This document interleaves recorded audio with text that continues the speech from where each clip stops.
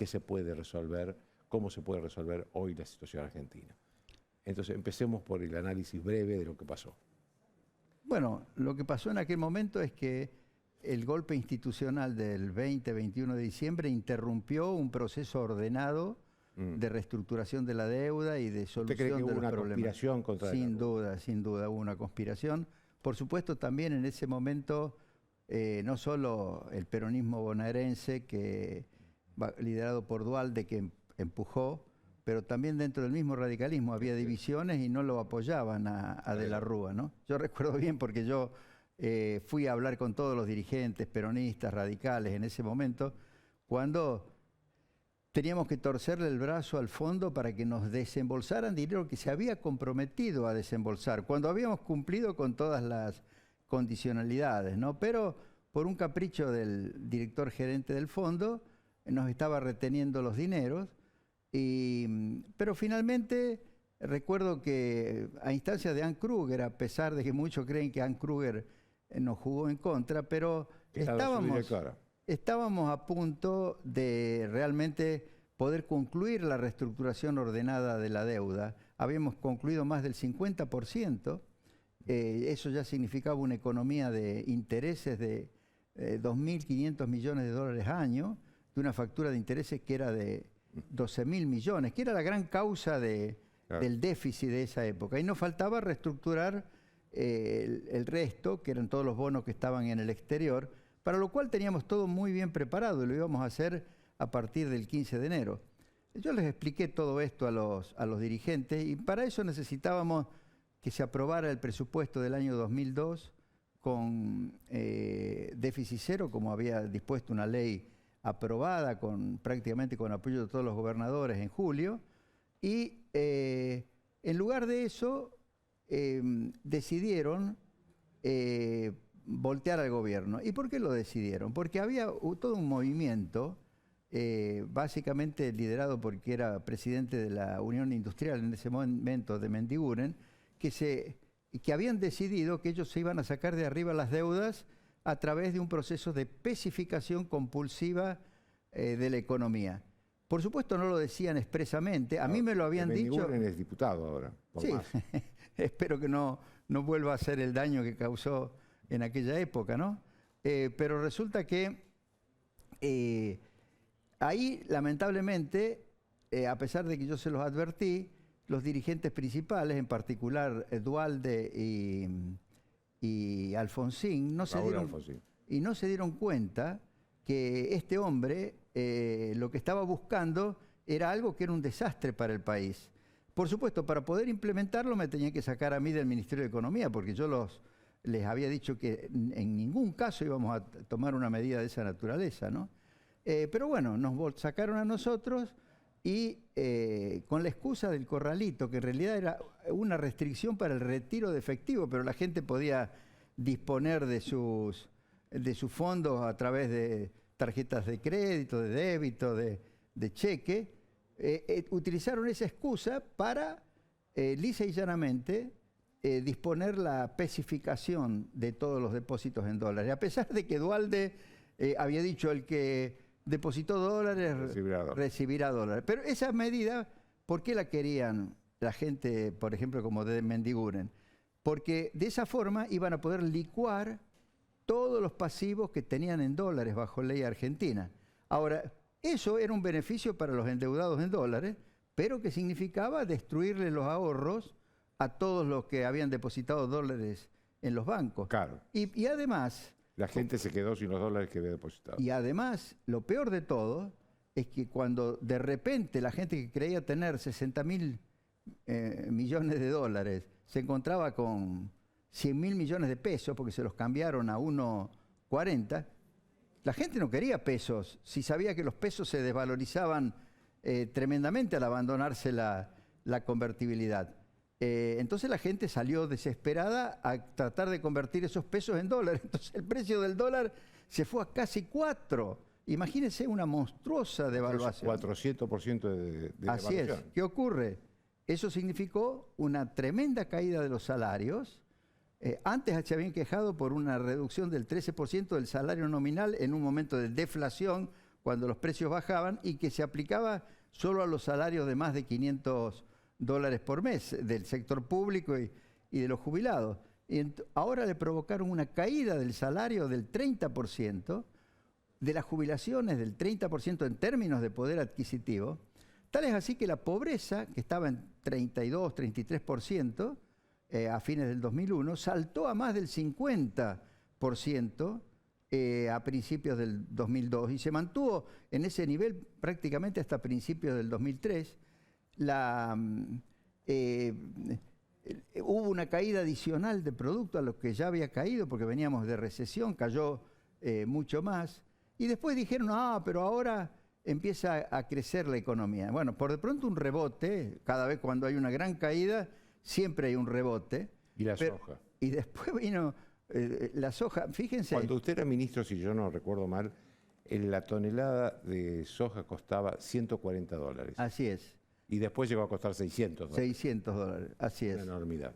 Claro. No, el gobierno de la Rúa tuvo que desenvolverse en las peores condiciones internacionales para Argentina. Algunos dicen, ¿por qué no devaluamos antes? Cuando se está en medio de una crisis financiera como la que se estaba ya en el 2000 y en el 2001, y cuando hay mucha deuda en dólares, la devaluación agrava la crisis financiera. Primero había que reestructurar la deuda, había que ordenar esa situación, había que conseguir que el Fondo Monetario nos diera dólares como para afrontar la salida de depósitos, y luego sí ya se podía normalizar la situación. Y con unos meses más subía el precio de la soja, se cambiaban las circunstancias internacionales, el dólar, que había estado muy fuerte hasta el año 2001, se empezó a desplomar en el año, me refiero en el mundo, ¿no? Sí, sí, sí. En relación al euro y a las otras monedas. No, en fin, fue una tragedia lo que pasó en el 2002 como consecuencia del golpe institucional del 20-21 de diciembre del 2001. Doctor, vamos a la actualidad. Hoy estaba viendo una encuesta de D'Alessio Bernstein que dice que el principal problema para la sociedad es la inflación. Estamos sin dólares, con una sociedad que quiere dólares, no le confía el peso, pero el gobierno no tiene dólares. ¿Qué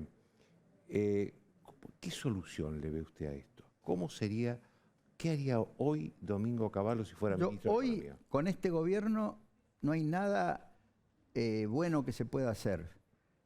Hay una sola cosa que yo creo que la vengo sugiriendo y que podría ayudar un poco, es dejar que funcione un tramo totalmente libre del mercado cambiario, eso que se llama desdoblamiento del mercado cambiario, o sea, mantienen los controles de cambio y obligan a que exportaciones e importaciones se liquiden por el mercado oficial, pero luego todas las otras transacciones, según el precio que llegue, a un mercado libre, en el cual el gobierno no tiene que intervenir. Para que la brecha no sea tan alta, tienen que manejarse con una política monetaria razonable. Por ejemplo, si van a devaluar al ritmo del 3-4% mensual, no pueden tener las tasas de interés que pagan a los depositantes a menos del 3 o 4% mensual, porque obviamente que claro, lo mismo que si la inflación llega al 4% mensual, las tasas de interés no pueden ser del 2%. Es decir, tienen que hacer un manejo razonable. Ahora, ¿qué podrían conseguir con eso? Que la inflación no supere, digamos, el 60% anual, pero no van a conseguir estabilizar la economía, porque para estabilizar la economía hay que hacer muchos cambios, hay que reorganizar la economía argentina, pero con ideas que son la antítesis de la idea que tiene este gobierno. Este gobierno encierra la economía, hay que abrirla, hay que relacionarse con los países serios del mundo, no con Nicaragua, Venezuela, Cuba. O sea, tienen que cambiar la política exterior, la política comercial externa, y tiene que dejar de intervenir el gobierno arbitrariamente en los mercados, fijando precios, incluso los controles de cambio. En algún momento se tienen que eliminar y se tiene que unificar el mercado cambiario. Pero todo eso lo puede hacer un gobierno que tenga ideas muy claras, que tenga un equipo preparado para manejar una reforma de esa envergadura. Yo creo que este gobierno es imposible que lo haga. Por eso lo mejor que puede hacer este gobierno es no agravar la situación. No confía en el ministro de Economía actual. No es el ministro de Economía pobre. El ministro de Economía no tiene ningún tipo de apoyo, no tiene equipo. Las ideas que él expone son ideas muy parciales y sobre algunos temas puntuales, pero se nota que, por ejemplo, todos los temas que hacen al comercio exterior, él o no tiene idea o no las puede aplicar, y en muchas otras cosas. Entonces, en el tema de la lucha contra la inflación, lo mismo.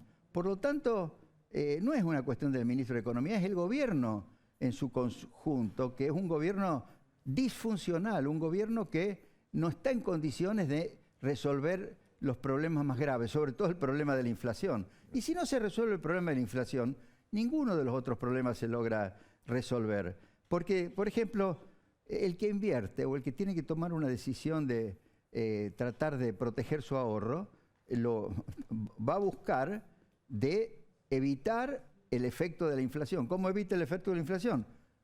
Poniendo sus activos en dólares o sacándolos del país, o a lo mejor invirtiéndolos, pero en actividades que no son productivas, ¿no?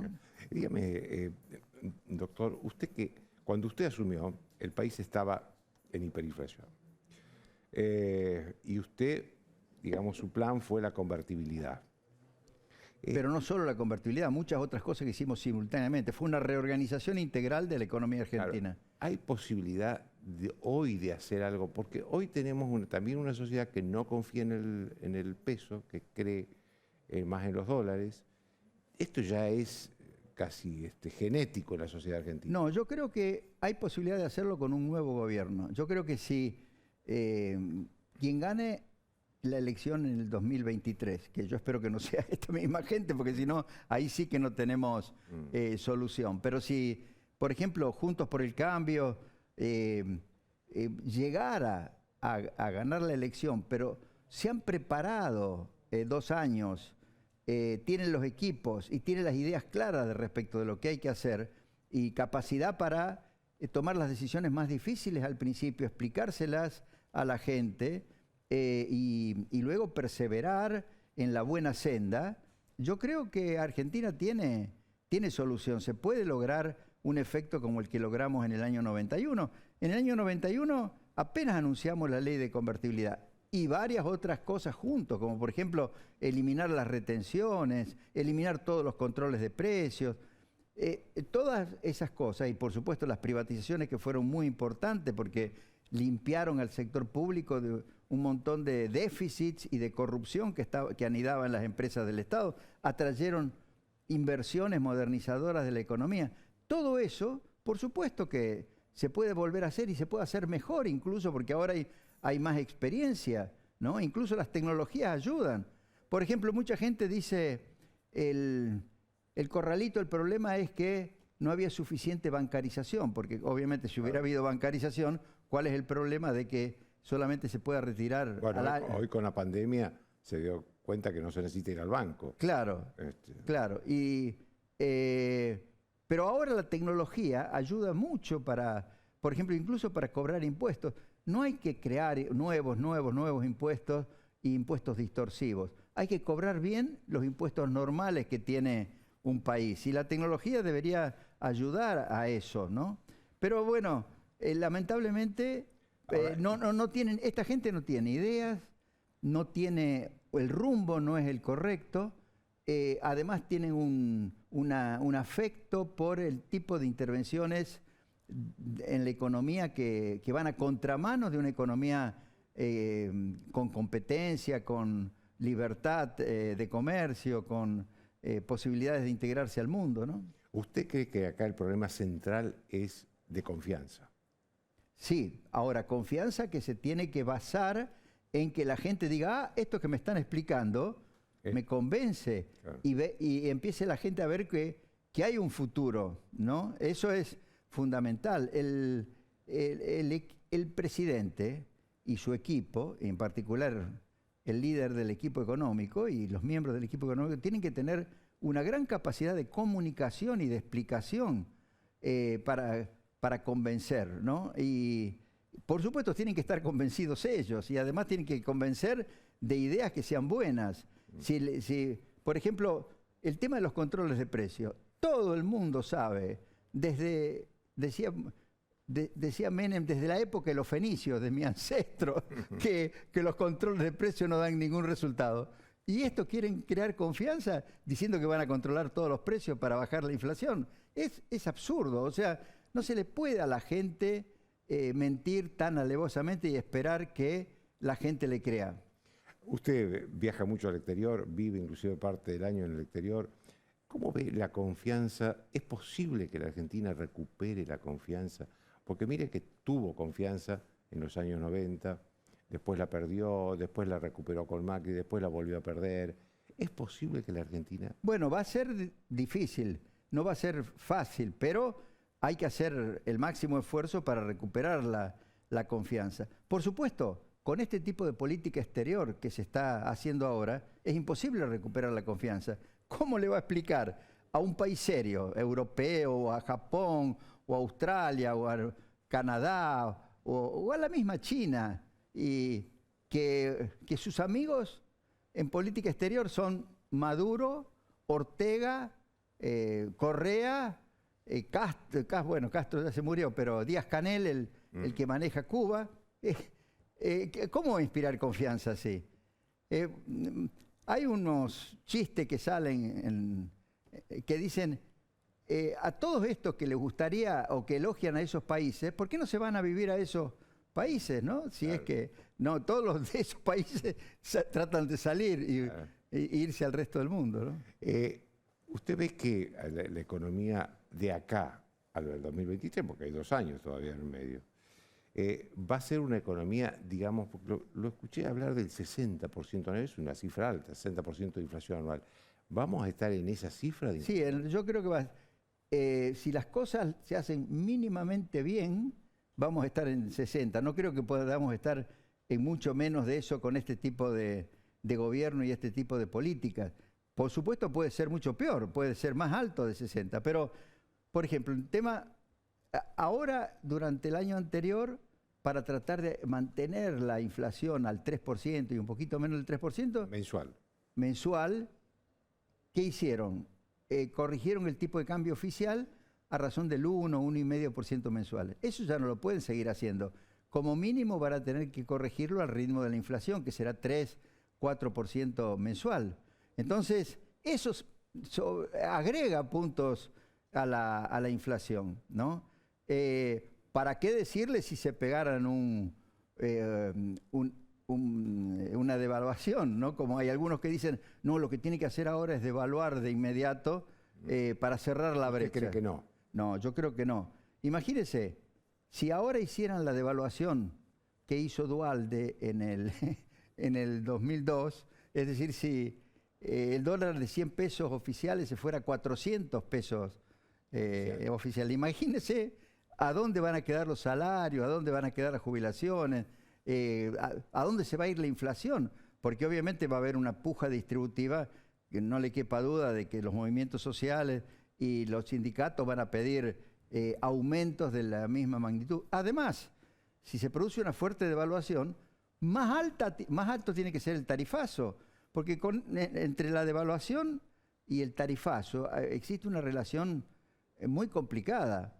Por ejemplo, si las tarifas están atrasadas y eso genera subsidios, obliga a pagar subsidios, como los costos de los sectores que producen esos servicios están atados al dólar, cuando usted devalúa, aumenta el atraso tarifario y por lo tanto tendría que pagar o más subsidios o pegar un tarifazo de mayor envergadura. Entonces, es muy complicado. Yo recomiendo que ajusten las tarifas antes de hacer una corrección cambiaria, porque si no, van a terminar en una especie de Rodrigazo. Palabra fuerte esa, porque el Rodrigazo todo el mundo tiene la memoria de lo que fue, ¿no? Domingo, una última pregunta que se me ocurre, que usted a lo mejor lo comprende mejor. ¿Por qué esta obsesión de la sociedad argentina con no querer tener pesos en la mano y querer tener dólares. Y porque la gente sabe que si tiene pesos, está pagando el impuesto inflacionario. Se le desvalorizan permanentemente. Entonces,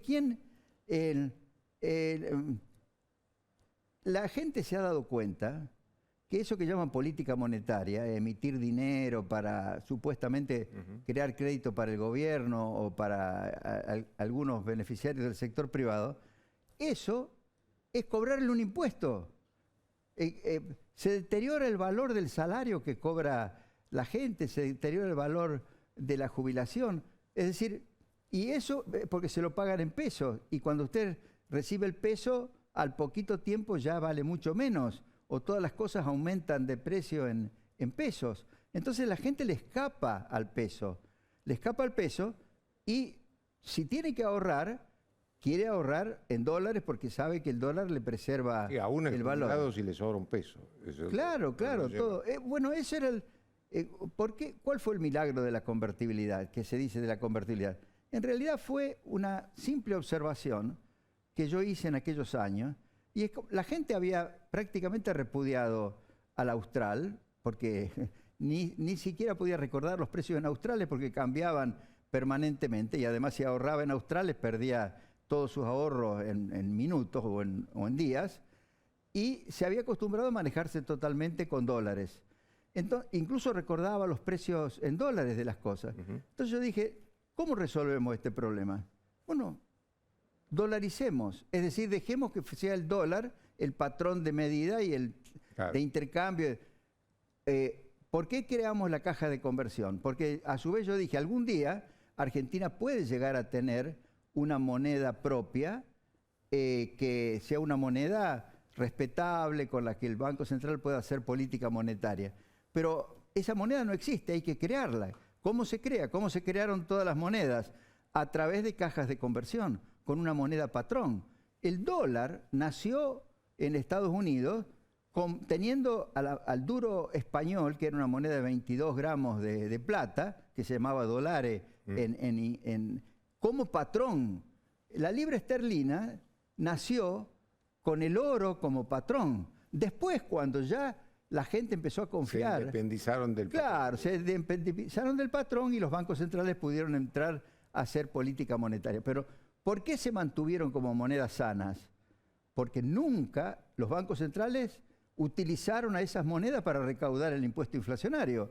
No se les ocurrió a esos bancos centrales decir, tiene un déficit el Estado, en vez de que salga a pedir prestado como corresponde, que se comprometa a pagar un interés, no, le vamos a dar dólares o plata que nosotros imprimimos. Si hubieran hecho eso los bancos centrales, todas esas economías estarían plagadas por la inflación, ¿no? Claro. Y el problema de Argentina, que tiene que ver con la conducta del Banco Central de emitir dinero sin control por los déficits del Estado y también déficits del sector privado que se creen que se pueden financiar con emisión, tiene que ver también con una especie de mentalidad que anida en mucha gente en Argentina, que es la mentalidad del paga Dios. Es decir, las deudas no se pagan. ¿Por qué caemos siempre en default cuando nos endeudamos con el exterior? Porque mucha gente piensa, bueno, cuando tengamos problemas para una deuda externa, sea pública o sea privada, defaulteamos. ¿Y por qué hay de vez en cuando golpes inflacionarios, fuertes devaluaciones? Eso es la forma de defaultear las deudas internas, las deudas en pesos. Claro. La gente dice, me endeudo en pesos y después en algún momento va a venir un golpe inflacionario que va a hacer que esos pesos no valgan nada y con lo cual yo voy a poder pagar la deuda muy sencillamente.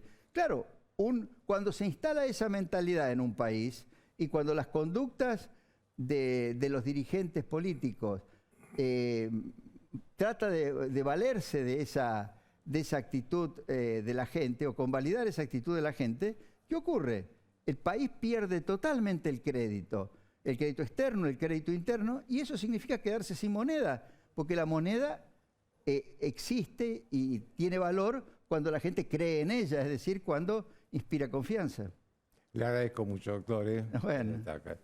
Una breve pausa y el gobernador de Juntos por el Cambio que mejor elección hizo hace menos de un mes, el 14 de noviembre.